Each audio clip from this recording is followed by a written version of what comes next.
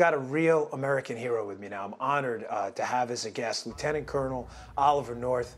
It was a big surprise. I almost didn't want to tease it. I wanted you to just pop on the screen. I knew my audience would love it. You're perfect for this. You're a real hero of mine. Thank you so much for joining me. I really appreciate it.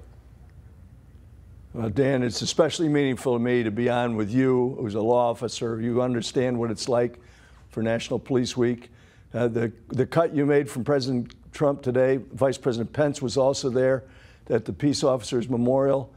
There were 199 names added to that roll of heroes today. And when I say it, I mean this. I tell a law officer that we, the NRA, have your back. That's not the slogan of a mattress company. You know, just for all of our viewers to understand what it means to me, that sound of Velcro you just described, my patents, the 3 U.S. patents that I have, are all on body armor and armor materials. And I know that sound so well because we made thousands and thousands of those vests for guys out there.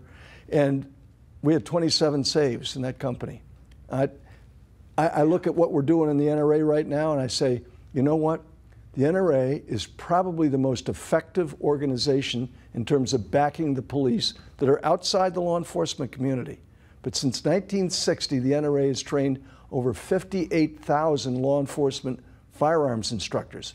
Over 13,000 of them are still on active duty.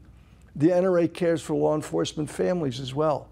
You know, just like my Freedom Alliance does for our military, the NRA offers up to $5,000 a year per college scholarship to dependent children of an NRA member, law enforcement officer, killed in the line of duty.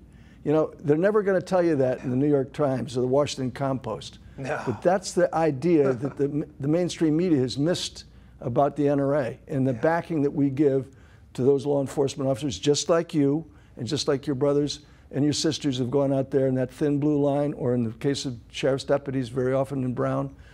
My hat goes off to them, and I salute you, brother, for your service to your community in New York and as an FBI, as a Secret Service agent. Well done, buddy.